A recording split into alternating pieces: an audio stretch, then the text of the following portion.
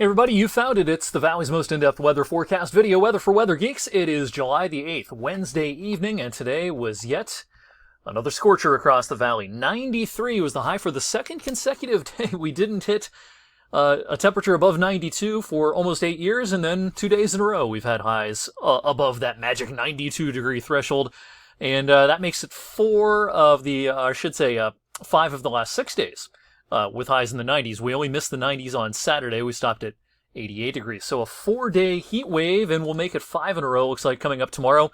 Today was our 7th 90-degree temperature of 2020 so far, only 1 away from the average in a year, which is 8. When it comes to heat waves, we've been talking about in various Weather Geek videos lately, some of the historical long heat waves, and now that we're at 4 in a row, that's the first 4-day heat wave we've had since 2011. Tomorrow we'll make it 5 in a row, and that'll be the first 5-day heat wave since 1995. If we had hit 90 last Saturday and made it 7 in a row, that's a threshold that hasn't been reached since the 1950s, but we fell just shy of 90 last Saturday. All right, especially where we had some rain last night, or yesterday afternoon into last night. I had some fog that set up early this morning, but then that fog burned away in the river valleys, and we had much fewer clouds this afternoon. The atmosphere much more stable today, so we stayed dry throughout the area with just some passing fair weather cumulus clouds, and the radar as of this recording at a little after 6:20 p.m. shows some thunderstorms have developed along the lake breeze around the Cleveland area and points to the west towards Toledo.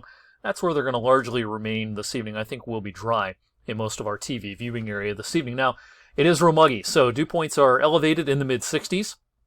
They're going to stay elevated into tomorrow, and that's why the Weather Service in both Cleveland and Pittsburgh did hoist a heat advisory for tomorrow afternoon. It includes parts of our TV viewing area. Now, if you're not in the heat advisory tomorrow, weather's going to be about the same everywhere. This is a pretty marginal heat advisory situation. Generally, for our area, we think of the heat advisory criteria being around 100 or so for the heat index. I don't think we'll see a lot of triple-digit heat indices tomorrow. In fact, heat indices will be mostly in the mid-90s, but Weather Service did hoist the heat advisory for some of our counties. But again, splitting hairs, it's just going to be hot and humid whether you're in the advisory or not. Here's one of our models showing the heat advisories tomorrow, or the heat index tomorrow afternoon, I should say. 93, 94, 95, mostly below what we think of as the threshold for a heat advisory, but again, no matter which way you slice it, if you're going to be working outdoors tomorrow, exerting yourself outdoors tomorrow, just like the last several days, you got to take breaks and stay hydrated. Now, much like today, tomorrow I think the raindrops are pretty few and far between. It's something I can't rule out as we get into the afternoon, a pop-up shower or a thunderstorm. Maybe the rain chances are marginally higher than they were today, but the coverage is still going to be pretty small. I do think the coverage is bigger, more extensive on Friday with the approach of this weak cool front. Potentially busy for a couple of hours Friday afternoon. Severe weather unlikely, but some heavy rainers.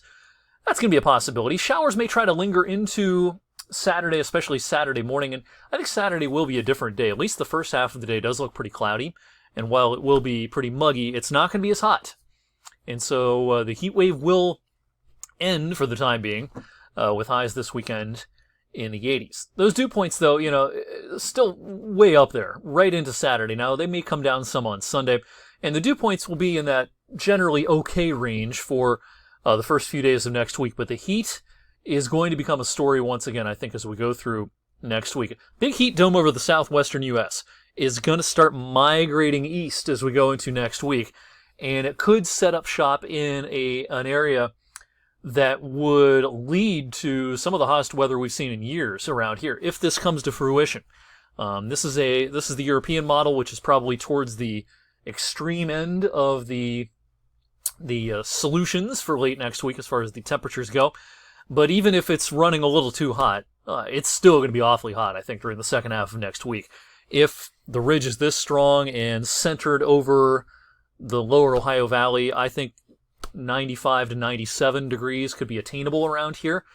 Triple digits, very unlikely. It's, of course, very hard to get triple-digit heat around here. It's only happened a handful of times, and I don't think this will be a situation that produces that. But nonetheless, it could be really hot second half of next week, even hotter than it's proved to be over the last several days. So next 10 days versus average, maybe a couple of degrees cooler than average, a rare cooler than average day on Saturday, but then, yeah, way back above the average for much of next week. So heat could be a big story once again as we go through that middle portion of July. All right, that's it for me tonight. Thanks for watching Weather for Weather Geeks. I will see you back here, same time, same place on Thursday.